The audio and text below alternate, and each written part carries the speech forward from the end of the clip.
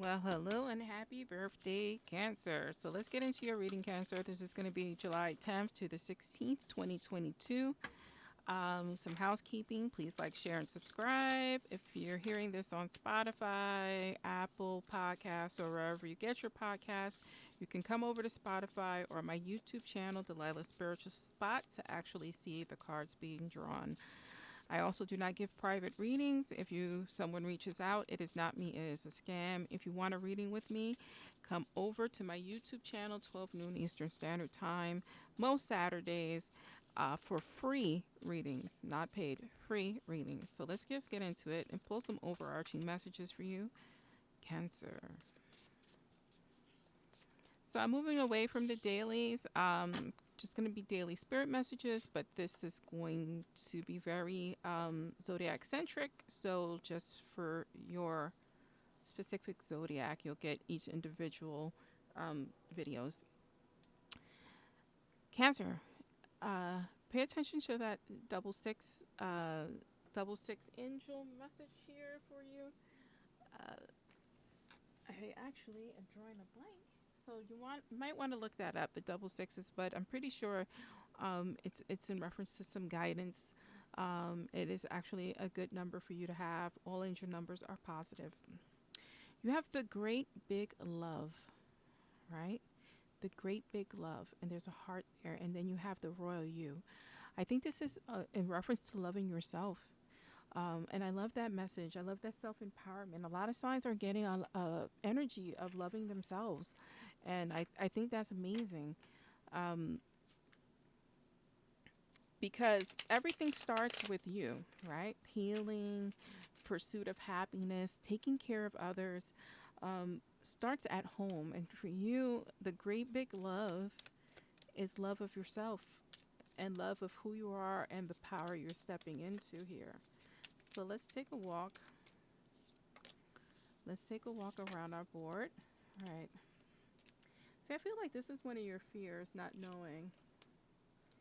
Oh, I was going to say Gemini. So if you're involved with a Gemini or you have Gemini in your charts, I would pay very, very close attention here because this is definitely for you. Two cards in your center. At the bottom of the deck, you have King of Wands. Okay, so let's start here. You could be coming off of a big breakup or something or someone or something that hurt you. And that's apparent here because we do have the King of Wands and we have that King of Swords in the middle. That King of Swords can be a Gemini, right? So the King of Swords can give off a little bit of a abusive vibe. But I think that you have had this tower moment or are currently going through your tower moment as we speak, as you hear this. We have the moon card, and I feel like you do fear the unknown, right? I think you are very, and here you are, look at you, right? The lobster or the crab in the water, that is you trying to wade through the high emotions of the time and trying to understand what's happening. You really need to follow your instinct at this time. That moon card represents the things in the dark. They will come to light, and I think you want to have some patience here. I think the light is coming, and there's going to be a big change for you. We have this Five of Cups here, and this is focusing on the past, right? Past emotion, past heartbreak, past love. And I kind of feel like you're feeling that you are repeating things, right? Understand that finding love in yourself, love yourself, and understand that you deserve better, right? Whether is connected to business or in relationships, you deserve better than people taking advantage of you. Here's the tower moment, and I love that it's opposite the moon because you may not see this coming. This is going to be some information or something that changes everything for you during this week.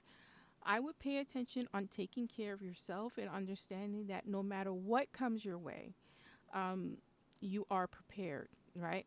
People say, "How I be prepared for heartbreak?" You can be prepared in terms of how you handle things. Always thinking about the possibilities of betrayal or the possibilities of work changes. listening to your instinct, because that moon card is about instinct, listening to your instincts about certain things. That's how you prepare. You can't prepare for certain situations, but you can think about how you would react to certain situations. And I think that you have an inclination, and this is why your nerves are high, represented of that moon card, and the fear of what could be or what is to come, not knowing for sure. You're going to get that information. We have the strength card here. The strength card dictates the strength of your mind, and this is what I talk about. You can prep your mind, right? Not necessarily your emotions, because your emotions are what they are during the time. Um, and I would pay attention to that because um, I think that Cancerians, water signs, are emotional creatures, and your emotions dictate what's happening. The advice for the cards is, if you set something in Sarai, run the scenarios. Use your mind to run scenarios and find the strength. Like, if this is to happen, how can I not necessarily control my reaction, how I can control my outcome? What I do with that information. Are you going to react emotionally at first? Probably. But then you put into practice what you prepared for. So preparation is never time wasted.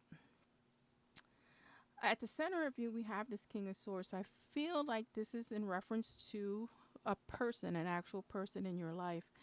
I feel like this is a person that you see yourself having a future with. I think that this is someone who is part of your foundation.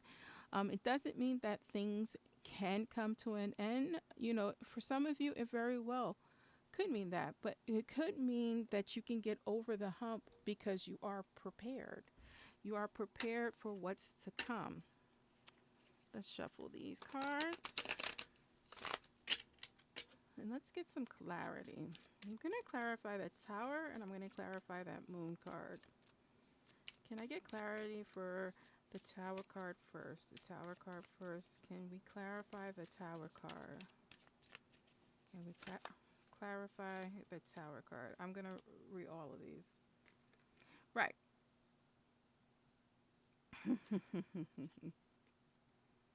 So we have the Emperor and we have the Hangman along with the Hermit. I think that we are it's definitely a reference to a person in your life. It's the masculine. It doesn't have to be male or female. Someone who represents this masculine energy.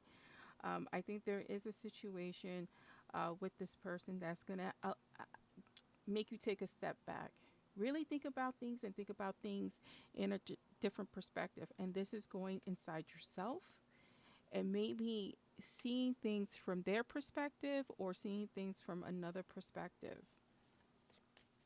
I want to clarify that moon card now. Can we clarify that moon card?